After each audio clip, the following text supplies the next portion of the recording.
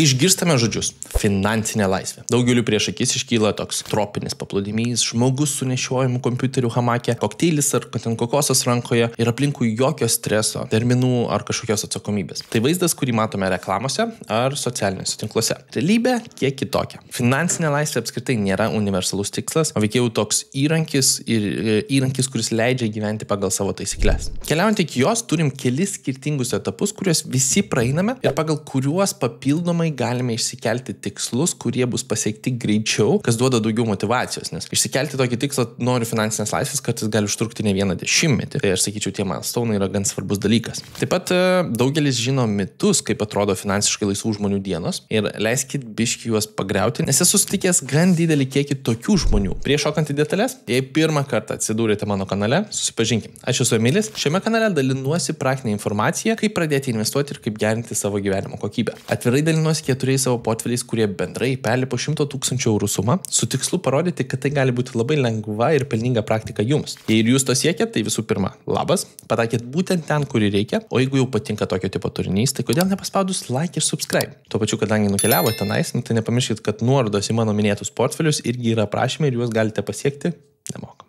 Gerai, keliaukim prie šiandienos temos, nes yra daug ką aptarti. Dabar kai kurie galvojat, finansinėje laisvėje dar yra ir lygiai, būtent, sakiau, kad šiandien sužinosit kažką naujo. Tai prabėkim taip pagreitintų būdų ir pasižiūrėsim, ar reikės išsiplėsti. Jeigu reikės išsiplėsti, tai lauksiu įžvalgų komentaruose. Pirmas lygis – bazinis saugumas. Tai toks momentas, kai tavo pasyvios pajamos arba santaupos pradeda padengti dalinės būtiniausias mėnesio išlaidas. Tai nuoma, ten paskola, galbūt maistą, galbūt komunalinės sąskaitas. Šiame etape žmogus gali jaustis saugiau net ir netekęs darbo, nes žino, kad bent keliems mėnesiams pirmiausia turi finansinę pagalbę, o didžioji dalis išlaidų yra padengta pajamų, būtent pasyvių pajamų. Tad finansinė pagalbė galimai gali apsaugoti gerokai ilgesnį laikotarpį. Galimai galim nedirbti metus arba netgi 2. Tai nėra visiškai laisvė, bet tai stabilumo pagrindas, kuris jau duoda labai daug motyvacijos. Tai pamačius, kaip pirmas 100 eurų pasyviai atkeliauja kiekvieną mėnesį, vėl čia atsiras noras turėti ir daugiau ir jau nesustabdys to varikliuko niekas. Ir kai kuriems tai bus 500 eurų ten dividendais per mėnesį iš įvairiausių verslų.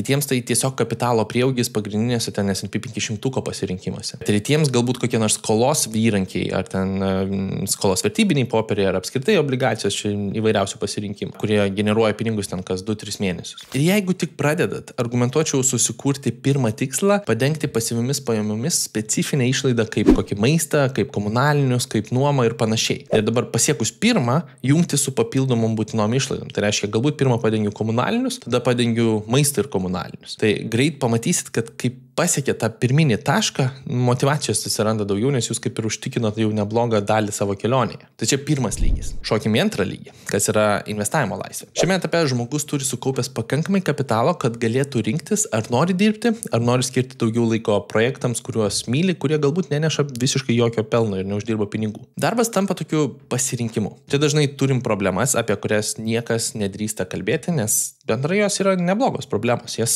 smagu spręsti. Dabar paimkim pavyzdį, ką teko matyti. Jeigu staiga pas tave nebūna tų 8 valandų per dieną darbo, tikėtinai greitai rastum būdų padidinti savo išlaidas netikėtomis veiklomis. Tai jeigu pasyvios pajamos padengia dabartinės išlaidas ir nusprendi sustoti dirbti ir nieko daugiau nedaryti, tavo išlaidos staiga padidėja ir turim problemą, kad mes išleidžiam daugiau negu uždirbam ir deginam savo portfelį. Tai kaip tai spręsti? Ieškoti veiklos, kuri iš tiesų duotų norą joje būti. Ir daugelis finansiškai laisvų žmonių ir toliau darbuojasi savo norimose srityse, bet tą dar aptarsim truputį detaliau su praktiniais pavyzdžiais. Pasižvalgykime į tą trečią lygį. Čia atsiranda ta mano mylimiausia laiko laisvė. Tai kai tavo pasyvios pajamos ne tik padengia būtinas išlaidas, bet ir viršija standartinių išlaidų lygį. Gali keliauti, gali kurti, gali ilsėtis, gali dirbti, jeigu tik nori. Bet net ir šiame etape tavo diena nėra tik poilsis. Ji dažnai kupina veiklų, kupina sprendimų, kupina planų ir peržiūrų. Tiesiog tu juos renkiesi, o nesi įspaustas į būtinybę dabar tai daryti. Dabar vienam iš pokalbių su Tautvydu Marčiulaičiu jis minėjo, kad žmonės labai pervertina pensiją ir jos laukia ir sulaukia truputį nežino kur dėtis. Dabar pažiūrėjo to momento, atsimenu į mane ir sako, jog viskas čia labai gerai, mes pietaujam, taip sakant, pietų metas, sėdim, šnekučiuojamės temomis, kurios mums patinka, nagrinėjam jas ir apskritai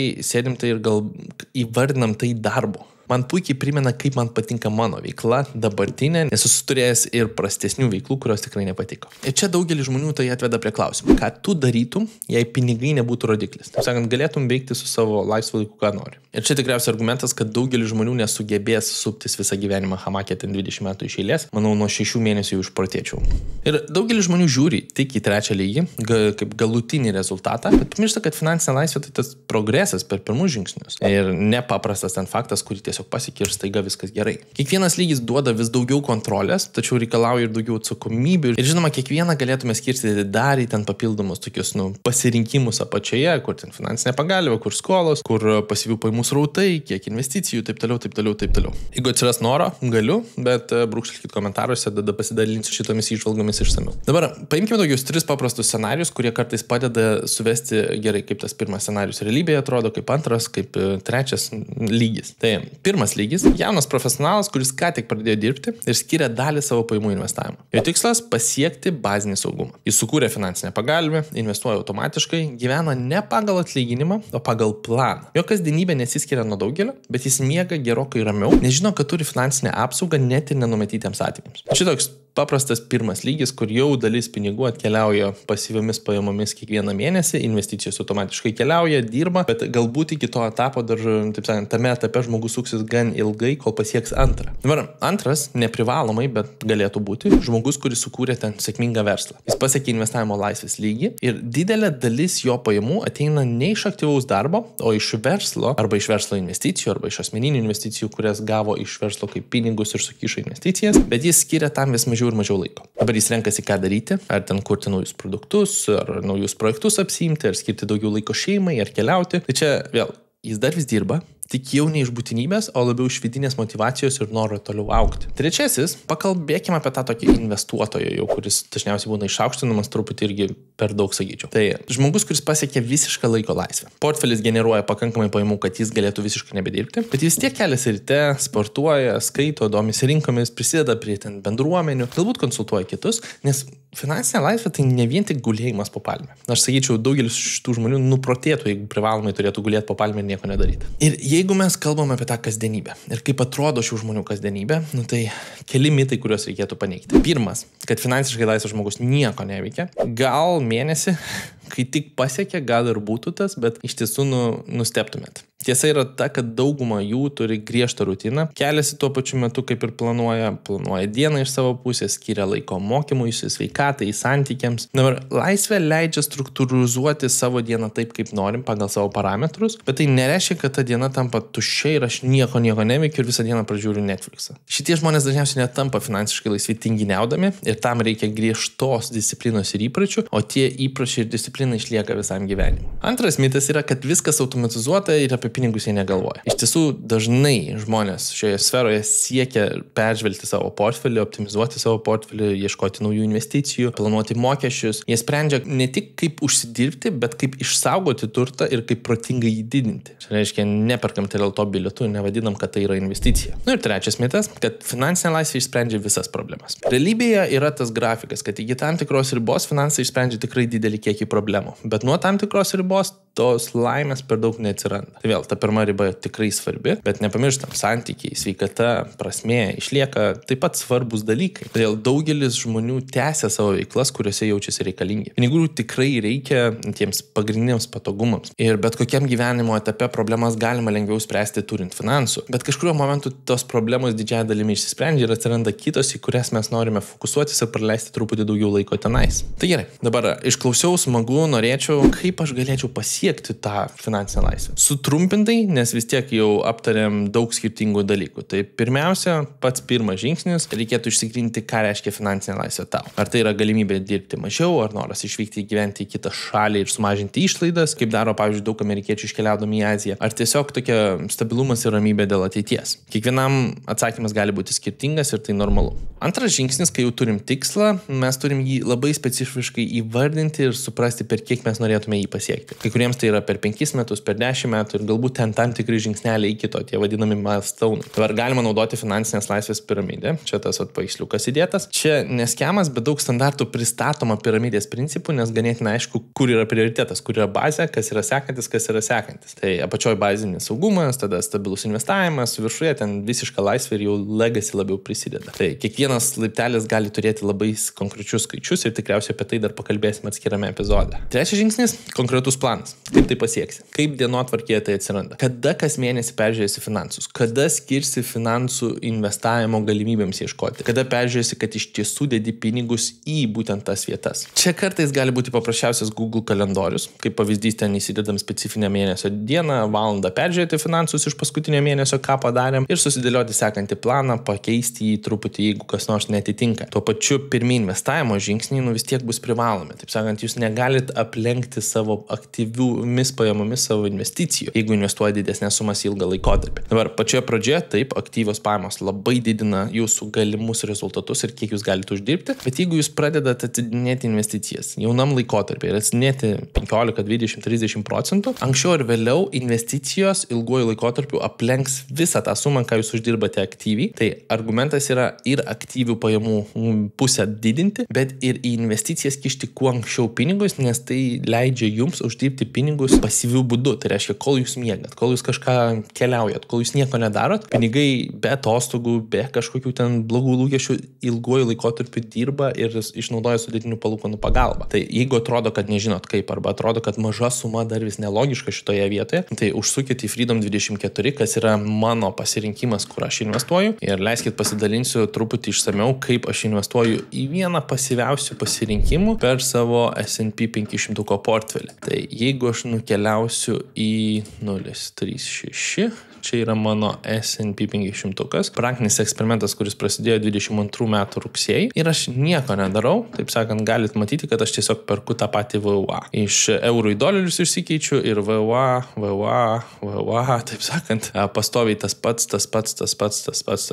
Tai kaip profilis atrodo, taip sakant, iš savo pusės aš šiuo metu 99% sukišęs į vieną poziciją ir man jį yra uždirbusi 40%. Tai visai neblogas gal pasirinkimas. Jeigu eurais, 1500 eurų man šiuo metu yra pliusas iš mano pusės, tiesiog kuris uždirbo man. Fondų yra begalė, čia į pagrindinį portfelį, jeigu nukeliavus, taip sakant, jį irgi galite sekti, visos nuorodos, kaip minėjau apačioje. Tų ETF pasirinkimų yra begalė ir vėl aš turiu ir individualių pasirinkimų, gan didelį portfelį, taip sakant, iš savęs turiu ir ETF pasirinkimų, tai va, SPYL, SVWC, XDQ, kaip pavyzdys čia iš vis po vieną poziciją, tas pats VUA ir dar daug skirtingų variantų. ETF iš savęs yra tikriausiai vienas efektyviausių būdų, nes jūs nešvaistot savo laiko ir leidžiat savo aktyviai uždirbinėti daugiau. Užsukit, išnaudokit bonusus aprašyme, pasižvalgykit po mano portfelius, gal rasit gerų idėjų, kurias galit pritaikyti savo. Tuo pačiu išnaudokit bonusus, nes tenais yra galimybė gauti iki 20 nemokamų akcijų ir kiekvienos vertė nuo 3 iki 800 baksų, vien už tai, kad pasipildot sąskaitą didesnę sumą. Tai geriau anksčiau negu vėliau. Dabar ketvirta dalis bus būtent pajamų srautų kūrimas. Tai reiškia, kaip jūs galit savo aktyvias valandas išnaudoti efektyviausiai savo. Ir čia iš karto klaustukas yra, galbūt jūs norit papildomo side hustle, kur už rezultatus gaunat pinigus. Galbūt tai yra su pardavimai susiję. Galbūt tai yra mažas aktyvus veiklos pasirinkimas, kuris taps verslu ateityje. Man pačiam tai buvo. Aš pradėjau dividendų eksperimentą kaip tokį hobį ir spardymą savo užpakalį už tą momentą, kad tikrai darysiu analizės normalias. Dabar tai įsibėgėjo pilną etatą ir aš darbuojuosi šitoje vietoje ir džiaugiuosi savo, taip sakant, pasirinkimais. Tai čia krūva pavyzdžių, bet būdai padidinti pajamų srautus ir sugebėti iš savęs uždirbti daugiau už savo valandas yra privalomas pasirinkimas. Ir galiausiai jums vis tiek reikės turėti kažkokį būdą sekti savo progresą. Ne tik tai tą mėnesių peržiūrą, bet galbūt metinę pasirinkimą, kad jūs į savo tikslus artėjat pakankamų tempų. Tai reiškia, per 2 metus, per 5 metus, per 7 metus pasiekė tuos norimus milestone'us ir juos didinat ir juos, taip sakant, koreguojat. motyvuoja. Tai finansinė dažniausiai laisvė nėra tokia garantija, kad pasiekiu ir viskas pasikeitė gyvenime. Dažniausiai yra įpročių jau kombinacija, kur mes žinom, kad pasieksim finansinę laisvę, gerokai prieš ją pasiekiant, tiesiog nes susidėliojom planą, matom trajektoriją, matom, kaip tie žingsniukai dėliojasi ir kaip pasyvios pajamos vis didėja ir kaip tas kapitalas auga bendrai iš savo pusės. Tai nepamirškit, kad jeigu jūs tapsit finansiškai laisvi, labai tikėtina, kad jūsų vaikai irgi taps finansiškai laisvi, nes tiesiog išmokinsit naudotis finansų pasauliu iš savo pusės anksčiau, negu mes išmokom tai. Tai svarbiausia žinutė. Pradėkit, tai tikrai įmanoma, finansinė laisvė nėra tas galutinis tikslas, ant kurio reikia kabintis, tas progresas ėjimo irgi duoda daug naudos. Ir to pačiu nepamirškit, kad jeigu žengsit pirmius žingsnius dabar, tai būsit tie, kurie už 5 metų nesigaili, nes už 5 metų pradėti bus sunkiau negu pradėti dabar mažesnėmis sumomis. Tuo pačiu, jeigu tos mažos sumos dar vis neužtikrina, tai nepamirškit, kad čia yra praktinis eksperimentas, kur aš pradėjau investuoti po 100 eurų, 3 skirtingi portfeliai ir darau apžvalgas kartą į mėnesį, kiekvieną mėnesį. Tai jau iš 30 epizodų ir 17 000 portfelius, kuris gali paskatinti pasižvalgyti išsamiau. Tiek šiam kartui, iki kito epizodo.